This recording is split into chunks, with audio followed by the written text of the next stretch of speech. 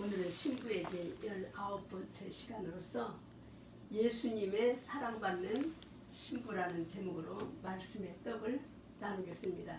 본문의 말씀은 마태복음 4장 4절을 제가 봉독하겠습니다.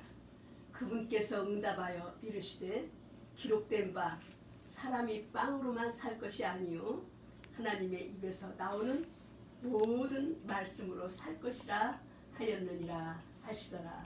아멘. 아버지 하나님 감사합니다.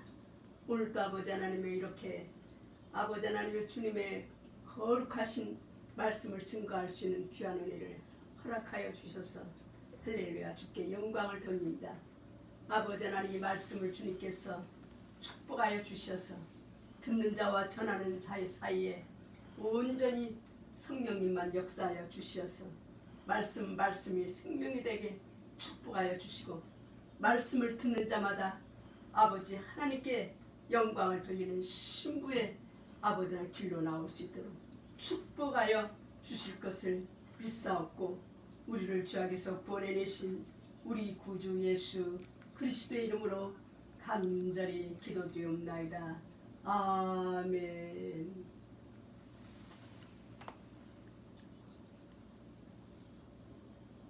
이 땅은 하나님의 왕국의 그림자인 것과 같이 많은 점에서 하나님의 마음과 사람의 마음이 흡사한 것 같습니다. 왜냐하면 우리 사람들도 자녀들이 부모님의 말씀에 잘 순종하고 따라오는 자녀가 부모의 사랑을 받고 기뻐하는 자녀인 것 같이 우리의 영의 아버지이신 우리 하나님께서도 그분의 모든 말씀을 그대로 믿음으로 순종할 때 그분의 기뻐하시는 자녀가 되며 예수님의 사랑받는 신부가 되면 자명한 사실일 것입니다. 만일 우리 육신의 자녀가 부모님이 말씀하는 모든 말에 순종한다면 그 부모님은 얼마나 그 자녀를 기뻐하고 사랑할까요? 우리가 상대를 얼마나 사랑하느냐에 따라서 그 사람 말에 순종하는 척도가 달라질 수가 있죠. 우리가 자녀를 사랑하기 때문에 우리 자녀들이 말한 모든 것은 우리의 환경이 허락하는 한 다 해주고 싶은 것이 부모들의 마음입니다. 그렇기 때문에 주 예수님께서 당신의 형상을 닮은 자녀들을 위해 모든 것을 다 내어주시고 이 땅의 광야교회의 시험을 통과하면서 주님의 모든 말씀대로 살면 영원한 하나님의 왕국에 유업을 주시겠다고 약속하신 증명서가 성경 말씀인 것입니다. 그러나 우리 부지한 인생들이 주님의 사랑과 은혜를 깨닫지 못하고 세상의 탐욕과 육체의 정욕을 따라 걸으며 주님의 마음을 너무나도 아프게 하고 사탄의 영향력 아래 있는 자녀들을 바라보시는 우리 주님의 마음은 얼마나 아프시고 괴로우실까요? 우리 자녀들도 보면은 이 부모님에게 엄마 아빠가 나에게 해준 것이 뭐가 있냐고 그렇게 대드는 자녀들도 있죠. 그런 자녀들은 부모의 은혜와 사랑을 모르는 거예요. 항상 세상 사람들과 비교의식을 갖고 그 마음에 욕심이 가득하기 때문에 부모에게 감사하는 마음을 가질 수가 없는 것처럼 우리 하나님의 백성들도 하나님이 그 크신 은혜를 우리가 생각하지 않고 하나님이 나에게 뭐 해준 것 있느냐고 말하는 그 불효자와 마찬가지로 하나님 앞에 감사하지 못하는 사람들은 꼭 이 세상의 자녀들과 똑같은 것 같아요. 신명기 8장 2절에서 3절에 보면은 너는 주 하나님께서 이 40년 동안 광야에서 너를 인도하신 모든 길을 기억할지니 이것은 그분께서 너를 낮추시며 너를 시험하사 내 마음속에 무엇이 있는지 또 내가 그분의 명령을 지키려 하는지 그렇지 아니하는지 알고자 하심이라 그렇게 말씀하셨어요. 그리고 3절에서는 그분께서 너를 낮추시며 줄이게 하시고 또 너도 알지 못하며 내 조상들도 알지 못하던 만나를 내게 먹이신 것은 사람이 빵으로만 살지 아니하고 주의 입에서 나오는 모든 말씀으로 사는 줄을 내가 알게 하심이라.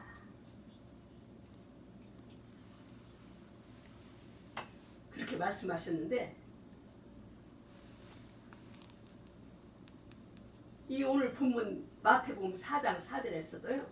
예수님께서 뭐라고 말씀하셨냐면 하나님의 입에서 나오는 모든 말씀으로 살 것을 명령하셨어요.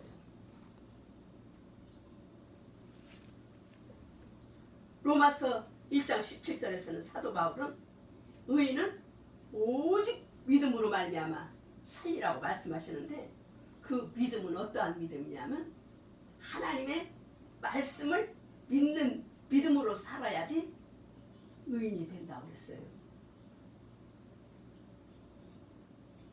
그래서 오늘의 말씀의 키포인트는 뭐냐면 우리가 사랑받는 주님의 기뻐하시는 신부가 되기 위해서는 하나님의 모든 말씀을 지키고 순종하고 사는 것이 예수님의 사랑받는 신부가 된다는 것입니다. 아주 단순한 진리인 것 같지만 이것을 못하기 때문에 주님의 신부가 될 수가 없기도 하고 될 수가 있기도 하는 것입니다. 요한복음 1장 1절 또한 14절에 보면은 태초에 말씀이 계시니라. 이 말씀이 하나님과 함께 계셨으니 그 말씀은 곧 하나님이시니라. 말씀이 육신이 되어 우리 가운데 오신 분이 예수 그리스도라 그랬어요. 그래서 우리가 예수님을 믿는다는 뜻은 예수님의 말씀을 믿는 것이며 하나님의 말씀을 받아들이는 것이 예수 믿는 생활인 것입니다. 창세기 2장 17절에는 아버지 하나님께서 아담과 하와에게 선악을 알게 하는 나무에서 나오는 것은 먹지 말라. 그 나무에서 나는 것을 먹는 날에는 내가 반드시 죽으리라 그랬어요. 그런데 뱀은 뭐라고 그랬냐면 창세기 3장 4절에 보니까 여자에게 이르되 너희가 절대로 죽지 아니하리라 그랬어요. 절대로 선악과를 먹어도 죽지 아니하리라. 그러니까 뱀의 정체는 뭐냐면 하나님께서 명령하신 그 말씀에 그 단어 그 워드에 한자를 더 붙인 거예요.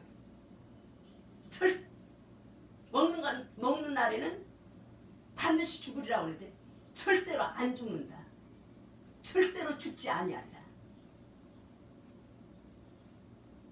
그래서 그 단어 한자 때문에 그 단어 한자를 이브가 순종하지 못하기 때문에 인류의 타락이 시작된 거예요. 그래서 사망뿐 아니라 고통과 아픔과 모든 죄악과 문제가 발생한 근원이 뭐냐? 그 단어 한자를 주님의 말씀을 거역하고 불순종하기 때문에 이 땅에 어려움이 생긴 거예요. 사탄은요 모든 말씀을 부인하고 나오는 게 아니에요.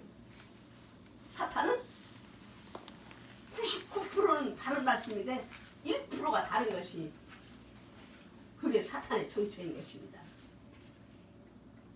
그래서 사탄은 언제나 부분적인 하나님의 말씀을 인용하고 나오거든요.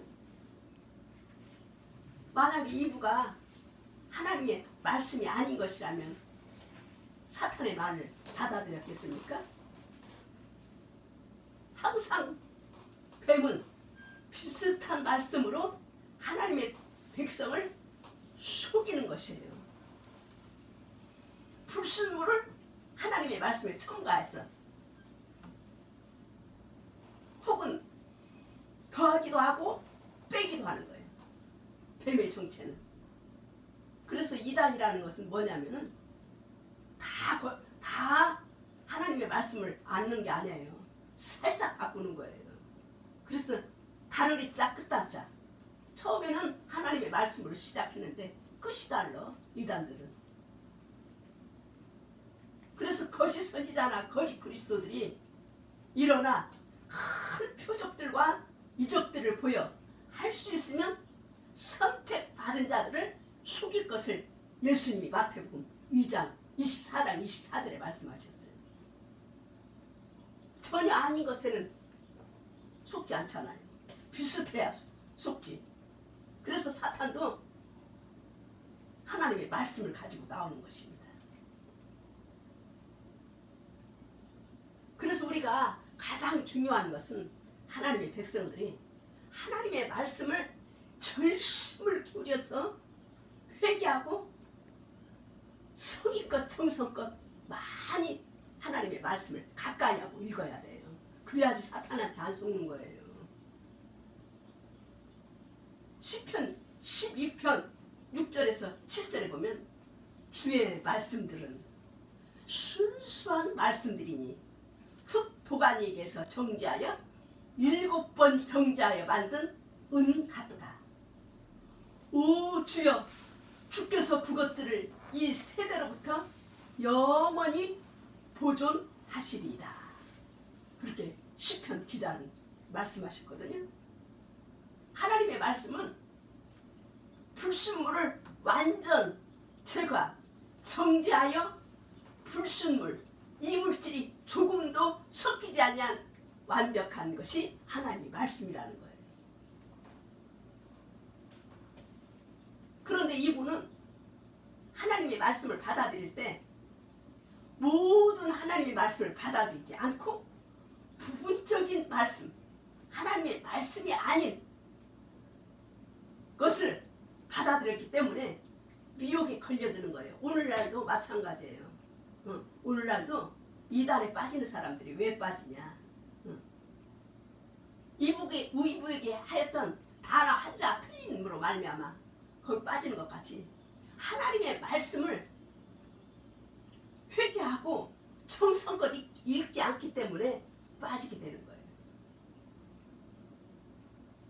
그래서 오늘날에도 많은 거짓 종들이 하나님의 모든 말씀이 아닌 성경 말씀이 아닌 것을 증거해도 따라가는 거예요. 그래서 데살로니가 후서에 보면은 2장 10절부터 강한 미혹의 영들을 보내사 하나님이 진리를 쫓지 않고 거짓을 쫓는 자들에게 정죄를 받게 하신다고 그랬어요. 그건 뭐냐? 하나님의 말씀을 지키는지 지키지 않는지 이스라엘 백성을 광야에서 시험해 본 것처럼 하나님의 백성들을 시험해 본다는 거예요. 데살로니가 후서 2장 10절에서 12절 말씀을 보면은 불의의 모든 속임수와 함께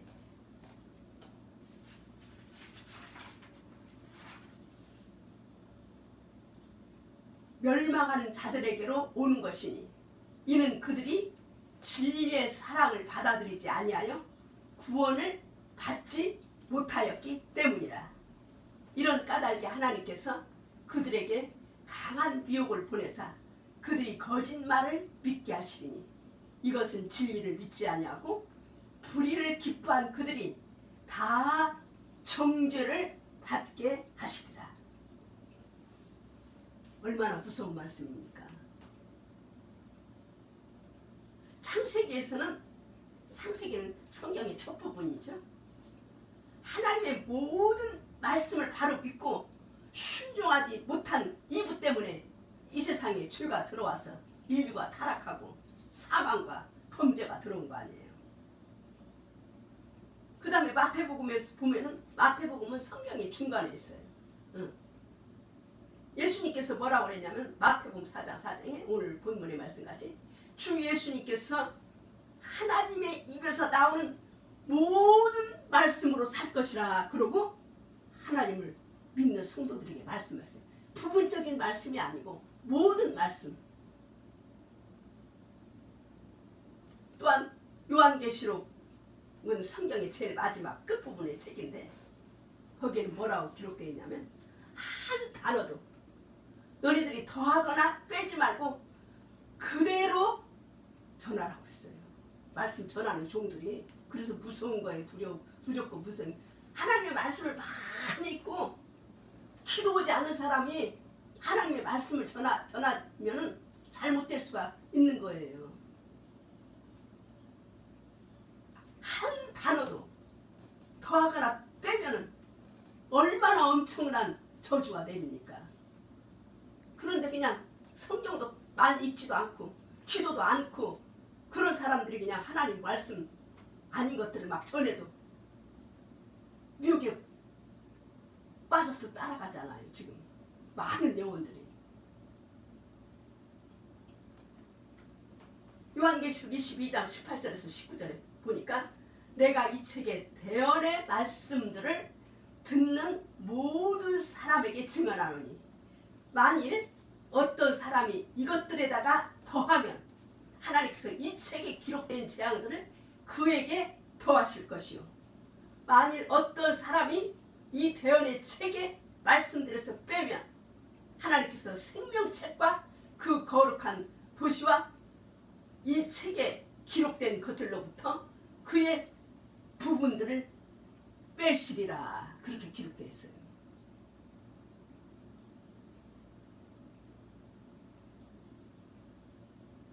그래서 성경 말씀에 한마디 한 단어를 더한 말씀을 받아들임으로 이브가 이 땅에 재앙이 온 것 같이 하나님의 말씀을 성경대로 전하고 듣는 자는 엄청나고 놀라운 축복을 받기도 하고 하나님의 말씀 성경 말씀을 제대로 증거하지 않고 한마디 한 단어를 더하거나 빼면 엄청나고 놀라운 재앙을 받는 줄을 안다면 얼마나 하나님 말씀을 전하고 듣는 것이 중대함을 깨닫고 두렵고 떨림으로 말씀을 전하는 자는 전해야 될 것이고 말씀을 받는 자도 두렵고 떨림으로 저 사람이 말하는 것이 성경에 있는 말씀인가 없는 말씀인가를 잘 분별해가면서 들어야 될 줄로 믿습니다.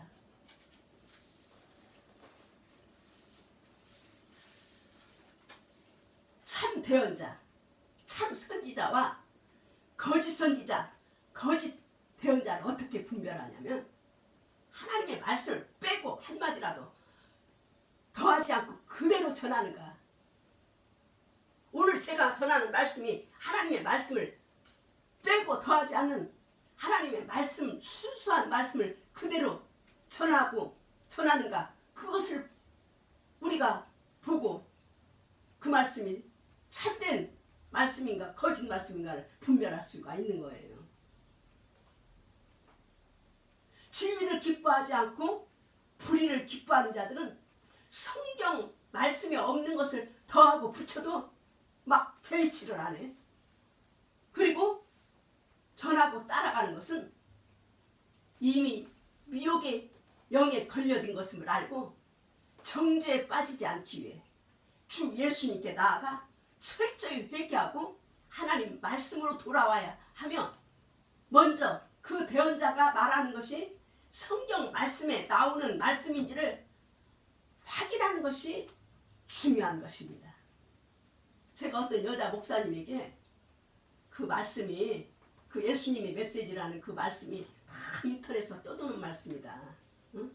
그러니까 거기 가면 안 된다고 그랬더니 그 목사님, 여자 목사님 하시는 말씀이 뭐라고 하냐면 인터넷에서 떠도는 말씀을 베꼈다 하더라도 우리가 그 말씀 듣고 예수님 모실 준비만 하면 되지 않냐고 이렇게 말하더라고요. 그러니까 그 사람은 이미 미혹에 빠진 거예요. 예수님이 분명히 한자 불러서 적어줬다는데 그거 인터넷에서 연단장이고 천국이고 지옥이고 다 인터넷에 그냥 토시 하나도 안 틀린 말이 나왔다고 알려줘도 베껴 쓴 것도 베껴 썼다 할지라도 그 말씀이 진리면 그거 믿고 따라가면은 주님 오실 때 공중부고 되지 않냐고 이렇게 목사님이 묻더라고 나한테. 그러니까 그 사람은 그 목사는 이미 미혹에 빠진 거예요. 왜 미혹에 빠졌냐? 돈 때문에. 돈을 미끼로 던지거든요. 그러니까 돈 받으러 가는 재미가 좋거든. 그러니까 미혹인 줄 알면서도 가는 거예요. 주님께서 말씀하시기를 하나님께서 마지막 때 미혹의 영을 보내서 진리를 따르지 않는 사람은 정죄에 빠지게 한다고 그랬어요. 그게 시험인 줄을 알고 이 말씀을 만약에 그 목사님이 듣는다면 빨리 미혹에서 벗어나는 길이 지옥불로 들어가지 않은 길인 것을 명심하시기 바랍니다. 참 선지자는요, 참 대언자는요, 성경 말씀만을 증거하고 태어나는 것이에요. 참 선지자, 참 대언자는 하나님의 성경 말씀에서 이탈하지 않는다고요.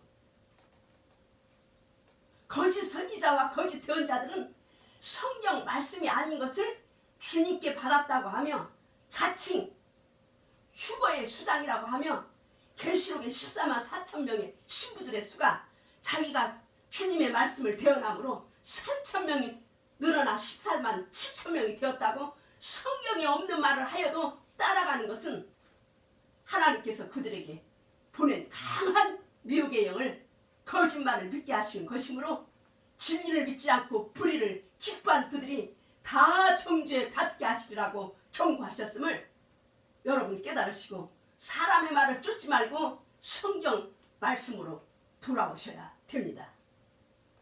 또 어떤 전도자는 자기가 요한 계시록에 두 증인으로 하나님께 부름을 받았으므로 마지막 환란기에 이스라엘 땅에 들어가서 두 증인의 사명을 감당해야 한다고 하며 주님 오시는 그 날과 시를 여러 번 발표한 적이 있지만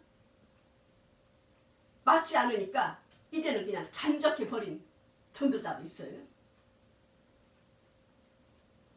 그래서 우리는 기도를 많이 하고 성경 말씀을 정성껏 많이 읽은 분들은 그런 성경이 없는 말을 전할 수도 없고 또 그런 사람들의 말을 들을 수도 없는 것입니다.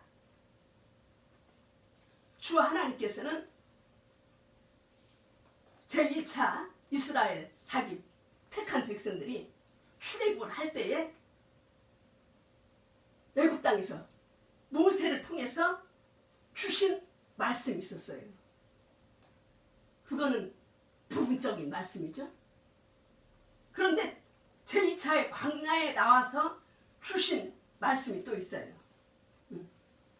제일 처음에 출애굽할 때는 200만 이스라엘 백성들이 출발을 했는데 40년 동안 광야를 헤매면서 많은 사람이 떨어져 나갔어요. 얼마큼 떨어져 나갔냐? 여호수아와 갈렙만 들어갔으니까 100만 분의 1이 합격자가 된 것이죠. 모든 말씀을 받아서 시험을 통과해야지 합격하는 거예요. 마지막까지 자가 합격자가 되는 거예요. 요수와 갈렙같이. 제2차 애굽에서 빼내신 이스라엘 백성들이 광야에 나왔지만 들어가지 못한 자가 많잖아요.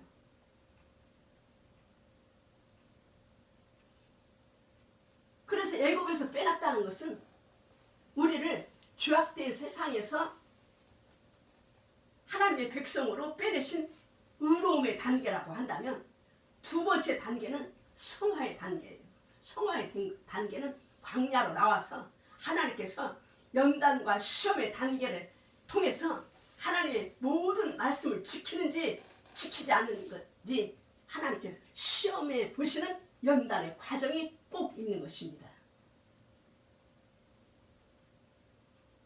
그 다음에 세 번째는 성령의 내주의 단계인데, 성령의 내주의 단계는 가나안 땅, 안식의 땅에 들어가는 거예요. 그건 뭐를 말하냐면, 우리가 이제 예수님 오시면 공중에 들림 받아서 하나님의 왕국에 들어가는 것을 말씀하시고 계시는 것입니다. 그 사람은 어떤 사람이 하나님의 왕국에, 어떤 사람이 예수님의 신부가 되냐? 하나님의 모든 말씀, 부분적인 말씀이 아니라 모든 말씀이 생명된 자가 하나님의 영원한 왕국, 그 중에서도 가장 영광의 자리, 그리스도의 신부의 자리로 들어가게 되는 것입니다.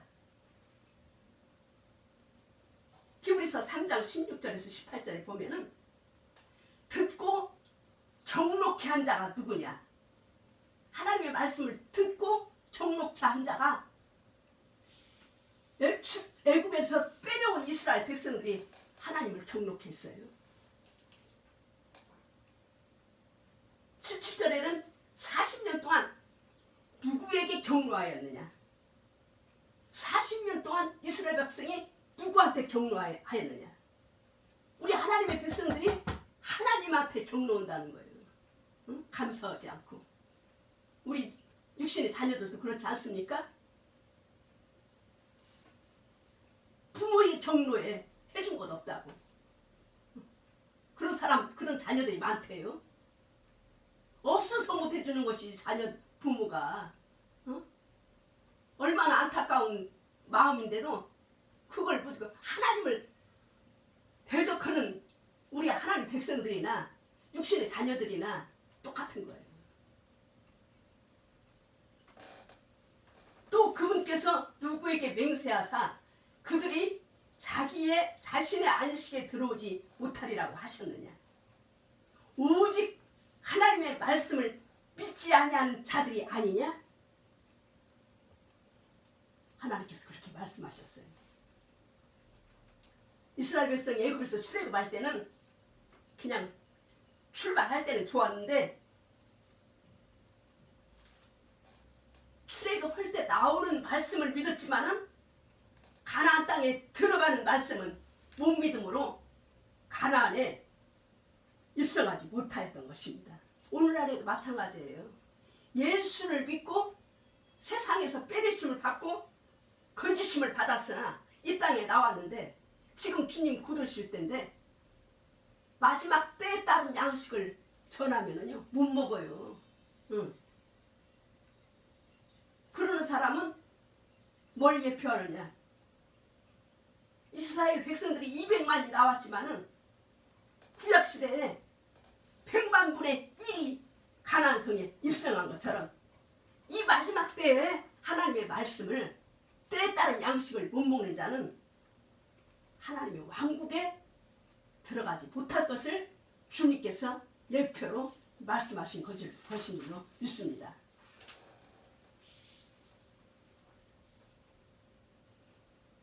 히브리서 3장 12절에는 너희 중에 어떤 사람에게 믿지 않는 악한 마음이 있어 살아계신 하나님을 떠나는 일이 생기지 않도록 조심하라.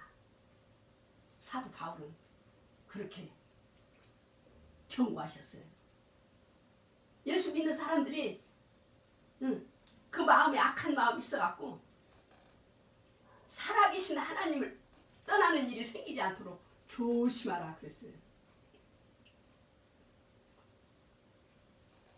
13절에는 너희 가운데 아무도 죄의 속임수를 통해 마음이 강팍하게 않도록 주의하라 그랬어요. 주 예수님께서는 죄의 정의를 뭐라고 말했냐면 요한복음 16장 19절에 막 도둑질하고 살인하고 간음하고, 물론 그것도 죄지만 주님께서 죄의 정의를 말씀하신 것은 너희가 나를 믿지 않는 것이 죄라고 주님은 죄의 정의를 말씀하셨어요. 그 말은 뭐냐면 성경 말씀을 안 믿는 것이 죄라는 거예요. 죄. 성경 말씀을 믿지 않는 것이 죄라고 주님은 정의를 내리셨는데도 그냥 하나님의 백성들이 죄를 지으면서도 그냥 태연해.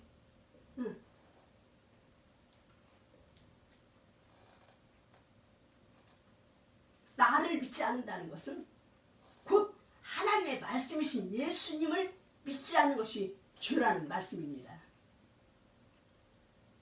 로마서에서는요, 사도 바울이 하나님의 말씀을 믿음으로 행치 않는 것이 죄라고 했어요.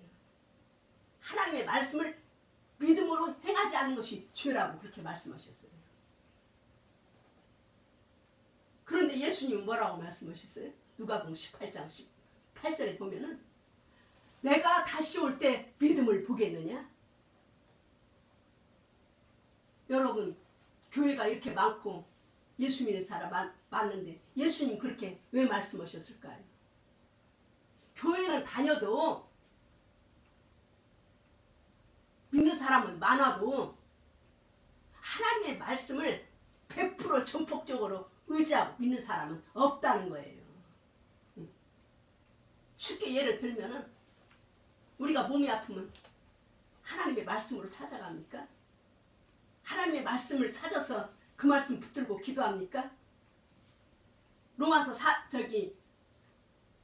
잠언서 4장 20절에는 내 아들아 내 말에 주의하며 내가 이르는 것에 내 귀를 기울이라.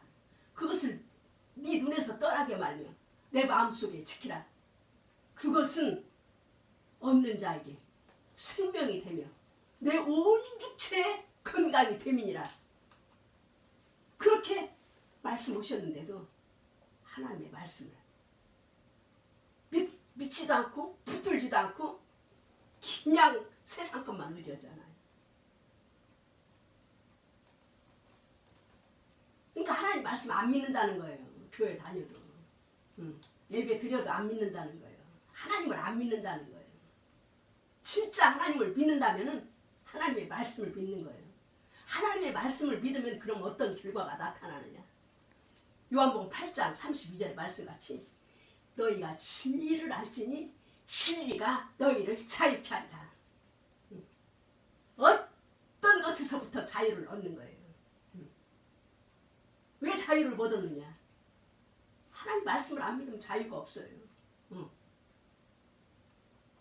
무엇을 먹을까 마실까?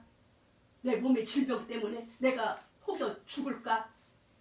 여러 가지 사탄이 주는 염려와 걱정과 불안과 초조 때문에 자유함이 없는 거예요.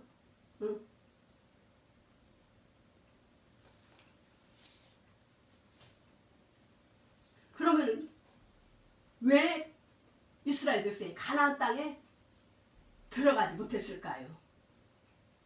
이스라엘 백성이 출애굽을 시작할 때는 하나님이 주신 모세를 통해서 주신 말씀을 믿고 따라 나왔는데 가나안에 들어갈 때까지 끝까지 말씀을 견고히 붙잡고 있지 않으면 중간에 빼앗길 수도 있음을 가르쳐 주시는 말씀입니다. 끝까지 주님의 말씀을 붙잡지 않으면 가나안 땅에 들어가지 못한다는 것은 우리가 하나님의 왕국에 들어갈 수 없다는 것을 예표하고 있는 말씀인 것입니다.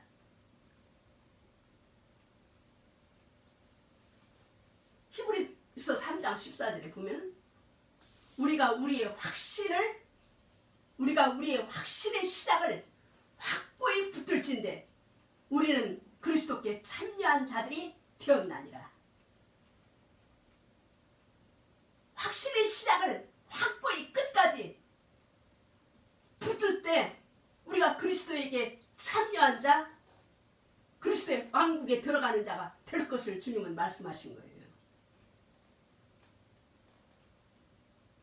베드로전서 1장 7절에서 8절을 보면 믿음의 시작이 있고 그 다음에 믿음의 실현 과정이 있고 그 다음에 믿음의 결국 그 단계까지 가야 된다는 것을 베드로전서 1장 7절에서 8절까지 베드로 사도는 말씀하셨어요. 믿음의 시작은 뭐냐? 믿음의 시작은 세상에서 애굽에서 나오는 말씀이고 믿음의 실현 과정은 뭐냐면 광야의 말씀이에요. 광야에서는 하나님께서 시험 보는 거예요. 우리가 지금 사도행전 7장 38절에 보니까 이 광야는 광야 교회라. 우리가 교회 생활하는 것은 광야에서 지금 교회 생활을 하는 거거든요. 이 실현의 과정, 믿음의 시험 과정을 통과해야 믿음의 결국, 믿음의 결말의 단계까지 가야 되는 것입니다. 그래서 믿음의 결국, 믿음의 끝은 혼의 구원이라고 베드로 사도는 베드로 전서 1장 9절에 기록되어 있어요. 가나안까지 들어가는 것이 혼의 구원. 우리가 하나님의 왕국에 들어가는 것까지가 혼의 구원을 말씀하시고 계시는 것입니다. 반드시 하나님께서는 믿음에 시험하는 과정이 있음을 성경 전반적으로 읽어보면 우리가 알 수가 있는 거예요.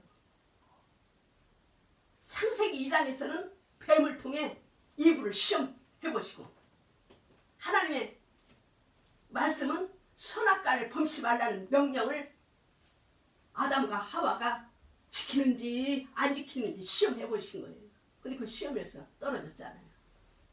신명기 8장에서는 이스라엘 백성이 하나님께서 이스라엘 백성을 광야에서 낮추시고 그냥 굶주리게도 하시고 그냥 재미없는 만나만 먹게 하시는 것도 먹게 하셔도 이스라엘 백성이 하나님을 거역하지 않고 불평하지 않고 하나님의 명령을 지키는지 안 지키는지 알고자 시험해 보심이라 하나님께서 말씀하신 거예요. 마태복음 4장에서는 예수님은 하나님이시라도 예수님은 하나님이에요. 하나님의 본체 형상이라 그랬어요. 하나님이시라도 광야에서 시험 보실 때 시험 받으실 때 3번 모두 성경에 있는 말씀으로 사탄을 물리치셨어요. 이거는 뭐냐면은 우리 성도들이 본받아야 할 삶의 태도인 것입니다. 아멘. 요한계시록은요 하나님의 모든 말씀에 더하지도 말고 빼지도 말라. 이건 뭐냐면 광야의 시련 가운데 걸어야 할 성도들의 생활 태도를 말씀하신 거예요. 우리가 이 광야 교회를 지나가면서 하나님의 말씀에 모든 말씀에 더하지도 말고 빼지도 말아야 우리가 광야의 시험에서 합격해서 그리스도의 왕국, 그리스도의 사랑받는 신부가 되는 거예요.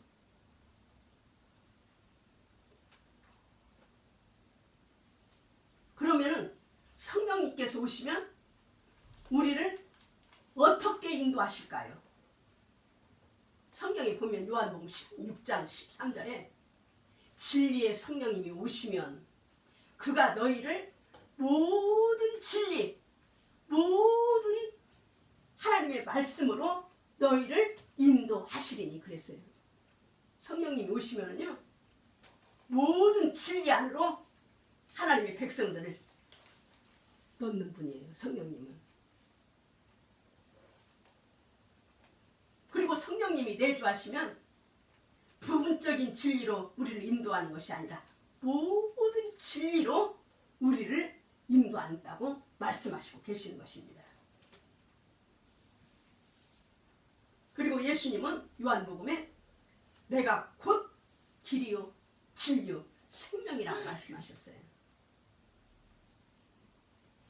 이스라엘 백성을 가나안 땅에 들어가게 하기 위하여 여호수아서 1장 8절에 보면은 모세에게 바톤을 받아서 이 가나안 땅에 대군을 이끌고 간 모세에게 바톤을 넘겨주시고 하나님께서 하신 말씀이 여호수아에게 명령하신 것이 내가 기록된 모든 말씀을 지켜 행하라고 했어요.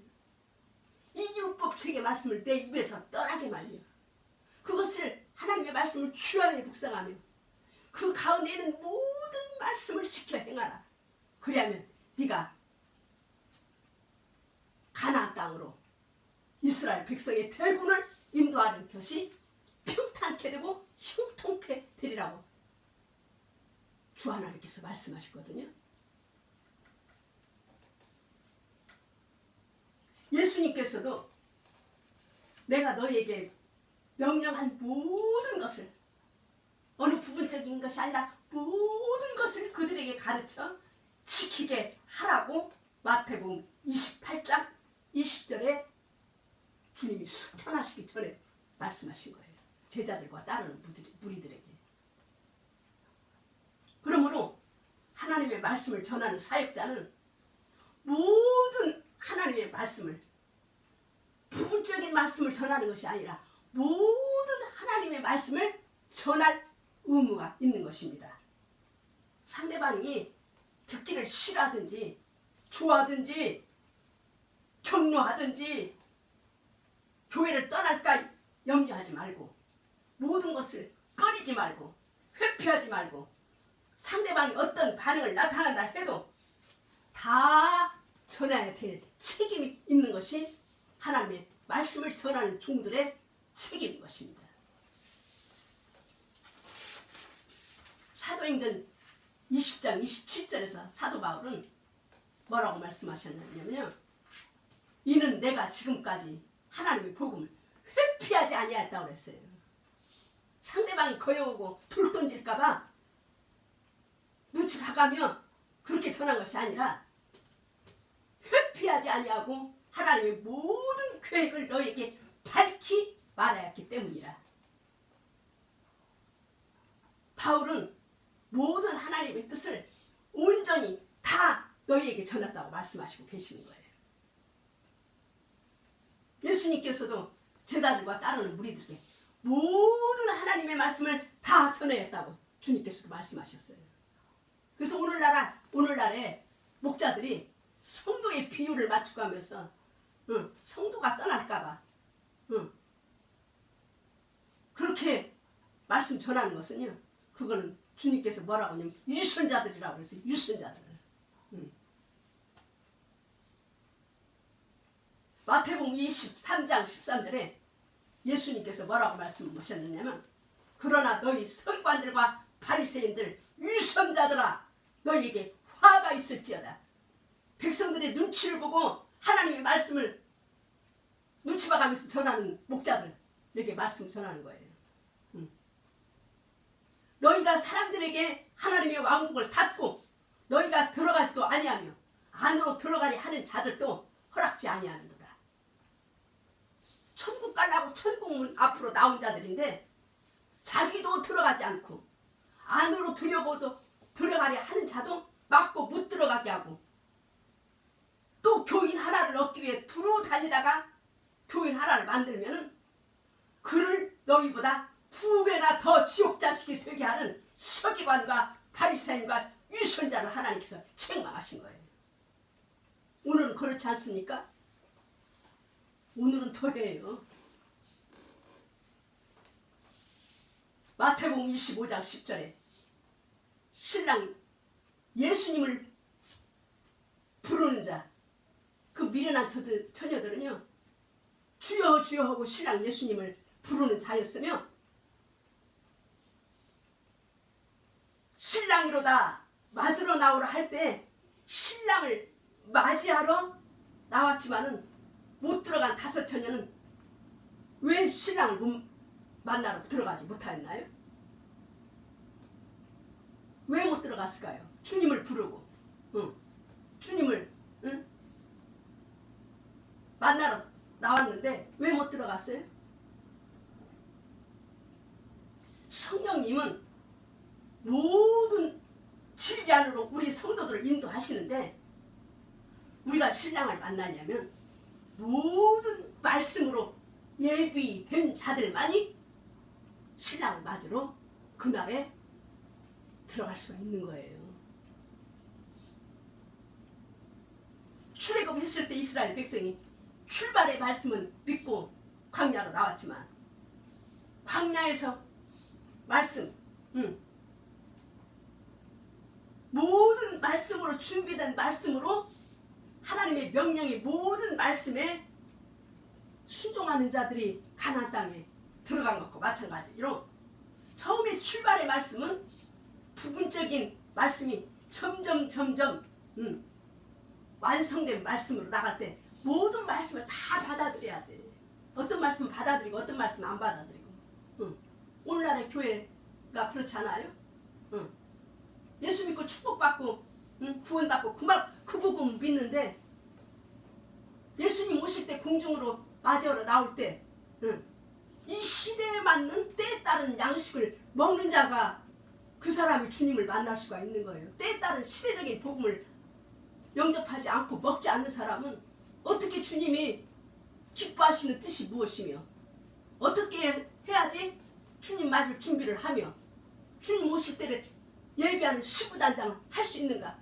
말씀을 준비하지 않고 기름 준비하지 않고 시부 예복을 준비하지 않은 성도들은 주님을 만날 수가 없는 거예요.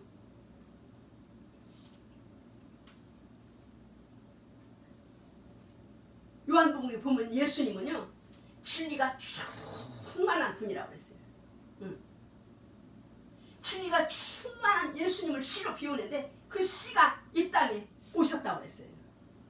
그래서 마가복음 4장 26절에는 또 그분께서 이르시되 하나님의 왕국은 마치 사람이 씨를 땅에 뿌리는 것과 같으니 처음에는 잎사귀요 다음에는 이삭이요 그 뒤에는 이삭 안에 알찬 곡식이라. 그러나 열매가 맺히면 그가 즉시 낫을 때나니 이는 수확할 때가 이르렀습니다. 하나님은요 어렵게 하나님의 말씀을 가르치지 않으시고 자연을 통해서 우리 보이는 이 자연을 통해서 쉽게 설명하셔요. 그래서 예수님이 말씀을 전하실 때는 이 자연을 통해서 시를 통해서 알곡을 통해서 이렇게 말씀을 가르쳐 주시잖아요. 그래서 알곡은 뭐가 알곡이냐? 우리가 씨를 심을 때 벽씨를 심을 때 본래 심었던 씨와 같은 알곡만 나중에 추수해서 곡간에 들이잖아요. 그런 것처럼 예수님은 씨로 오셨는데 예수님과 같은 씨만 하나님께서 데리고 올라가시는 거예요. 곡간으로 데리고 가시는 거예요. 예수님과 똑같은 씨를. 싹이나 이삭은 보기에는 예쁘고 사람의 마음을 기쁘게 해주지만 이 싹이나 이삭 가지고는 하나님의 곡간에 들어갈 수가 없어요. 그건 뭘 가르치냐면은 하나님의 백성들이 말씀으로 인한 시험이나 핍박이 오면 견뎌내지 못하고 알곡이 되지 못하는 것을 말하는 거예요. 알곡은 어떤 게 알곡이냐?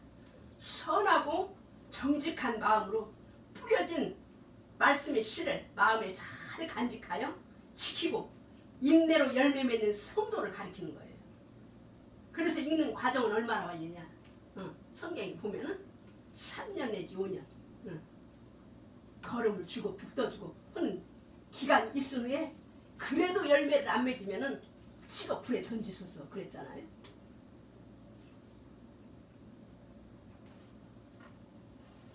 창세기 3장에서는 하나님의 말씀의 씨가 아담과 이브에게 나가니까 하나님 명령이 나가니까 제일 먼저 누가 찾아왔죠? 사탄이 찾아와가지고 뱀이 찾아와가지고 하나님의 말씀을 왜곡시킨 거예요. 선악과를 먹는 날에는 반드시 죽으리라고 하는데 뱀이 와가지고 안 죽으리라 그랬잖아. 나자를 딱 붙였어. 안 죽으리라. 안자를 하나 딱 붙였어. 영어로 딱. 그래서 하나님 말씀을 왜곡시키는 거예요. 마태복음 13장 4절에 보면은 하나님의 말씀이 씨가 길가에 떨어지니까 날짐승이 와서 길가에 뿌려진 씨들을 먹어버렸고 마귀는 그 불순물 하나를 빼고 더함으로 마귀는 하는 마귀의 정체는 뭐냐면 하나님의 말씀을 더하고 빼는 거예요. 그러나 우리가 이 저기 뭐라 그래? 그거 뭐 금방에 가면은 우리 반지 하나 갖고 오면 이게 순금인가 18K인가 14K인가 전문가는 다, 당장에 보석 감정가는 다 알잖아요. 하나님의 말씀의 전문가는 다 알아보는 거예요. 말씀을 안 읽고 기도 안 하니까 몰라보는 거지.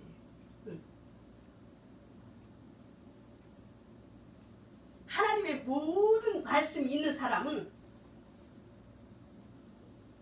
사탄의 말인지 마귀의 말인지 분별해내는 거예요. 그래서 우리는 모쪼록이 다른 것보다도 우리가 마귀한테 속지 않기 위해서는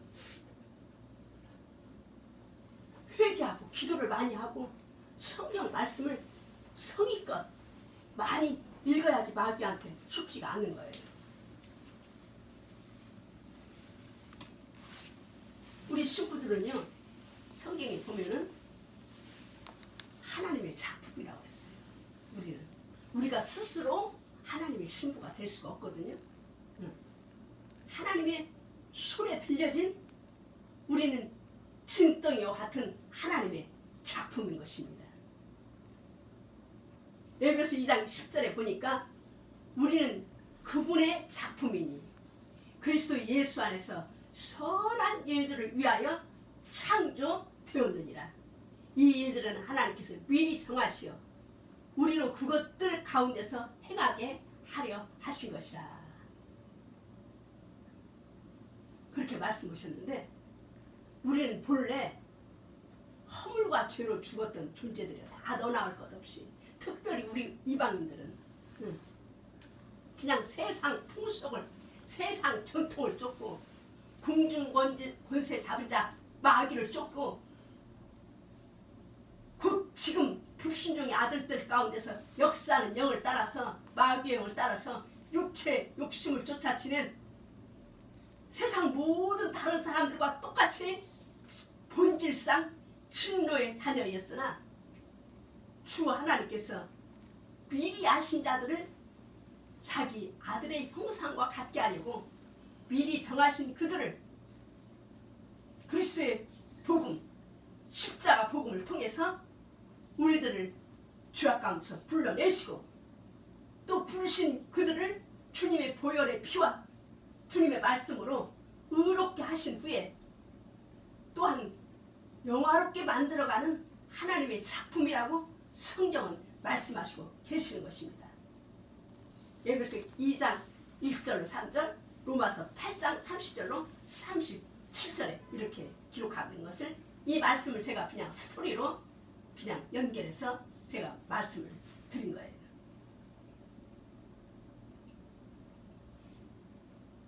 오늘 저기 에베소 2장 10절에 있는 말씀에 후반부에 뭐라고 기록되어 있냐면 하나님께서 미리 정하시어 우리로 그것들 가운데서 행하게 하려 하신 것이라 그랬는데 그것들 가운데서 행하게 하신 것은 무엇일까요? 그것들은 뭘 가리키는 걸까요? 그거는 하나님의 모든 말씀들 가운데서 행하게 하려고 신부를 미리 창세전에 미리 정하시고 죄 많은 세상 가운데서 불러내시어 자기 아들 예수의 형상과 같게 하시는 것이 하나님의 목적이라는 거예요. 하나님의 계획, 하나님의 프로젝트라는 거예요. 하나님께서는 우리를 받으시기 위하여 주 예수님의 형상으로 변화시키기 위한 과정이 꼭 필요하시기 때문에 예수 믿는 우리를 첫 번째 징계하시고 채찍질 하신다고 히브리서 12장 6절로 8절에 말씀하시고 계시는 것입니다. 이스라엘 백성의 광야에 시련의 기간이 있었던 것처럼 하나님의 백성도 꼭 시련의 기간이 있는데 하나님은 우리의 못된 습관과 죄악과 모든 죄악의 습관을 고치기 위해서 징계하시고 채찍하신다고 주님은 말씀하시고 계시는 것입니다. 그러므로 주께서 주시는 징계와 채찍을 성도는 감사해야 되는 것입니다. 막 어려움이 닥치고 환난 가운데 원망하고 불평하고 떠나는 것은 그거는 정말 미련한 신부예요.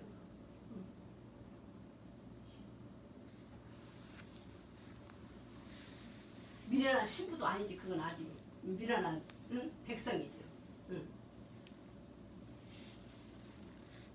하나님의 친자식으로 주 예수님의 신부로 만들어 가시는 창조의 과정이므로 성도는 예수님 안에서 어떠한 환경에 처해질지라도 오직 감사와 영광만 돌리는 것이 장성한 믿음의 분량에 이르는 성도인 것입니다. 욥기서 5장 17절에는요. 볼지어다 하나님께 징계를 받는 자에게는 복이 있나니 그런즉 너는 전능자의 징계를 없인 여기지 말지어다. 그렇게 말씀하시고 계시는 것입니다. 하나님께서는 우리가 그리스도의 마음이 될 때까지 우리를 연단하시는 하나님이신 것을 성경 전체를 보면 우리가 하나님의 마음을 깨달을 수가 있는 것입니다. 그러면 예수 그리스도의 마음은 어떤 마음일까요? 성경에 보니까 예수 그리스도의 마음은 예수님은 근본 하나님의 본체셨으나 예수님은 하나님이세요. 예수님은 하나님의 본체예요. 하나님과 동등됨을 취하지 아니하시고 오히려 자기를 비워 종의 형체를 가져 사람들과 같이 되셨고 사람의 모양으로 죄인의 모양으로 이 땅에 오셔서 자기를 낮추시고 죽기까지 하나님의 말씀에 순종하여, 여기서 하나님의 말씀에 순종하는 것은 부분의 말씀이 아니고 부분적인 말씀이 아니고 모든 말씀에, 하나님의 모든 말씀에 순종하여 십자가의 죽으심으로 온전한 하나님의 형상을 이루셨다고 성경은 말씀하시고 계시는 것입니다. 지금 제가 빌립보서 2장 5절과 8절, 히브리서 5장 8절을 제가 말씀을 지금 이야기식으로 말씀을 드린 것입니다. 그래서 마땅히 우리 주님의 사랑을 받는 신부가 되기를 갈망하는 성도님들은 하나님의 부분적인 말씀이 아니라 모든 성경의 모든 말씀, 특별히 이 마지막 시대에 때에 맞는 양식을 먹고 그 말씀대로 살아내는 성도로 주 예수님의 아름답고 사랑받는 신부님들이 되시기를 간절히 축복을 드립니다. 아멘. 아버지 하나님 감사합니다. 오늘은 주님의 사랑받는 신부에 대해서 말씀을 상고했습니다. 주님의 사랑받는 신부는 성경에 나오는 모든 하나님의 말씀을 순종하고 지키는 자가 주님의 사랑받는 신부요, 하나님의 왕국에 들어가서 하나님의 영원한 나라에 아버지 하나님 유업을 받는 아버지 하나님이여 주여 하나님의 신부인 것을 말씀을 통하여 깨달았사오니 아버지 하나님 이 마지막 때 아버지 하나님이여 다른 것에 우리가 초점을 두지 않게 하시고 오직 주님의 말씀에 초점을 두고 주님의 말씀을 순종하기 위하여 모든 말씀을 복종하고 따르기 위하여 최선을 다하여 주님의 거룩한 신부의 길로 나아갈 수 있도록 축복하여 주시옵소서. 우리를 죄악에서 건져내신 우리 구주 예수 그리스도의 이름으로 감사하며 간절히 기도드리옵나이다. 아멘.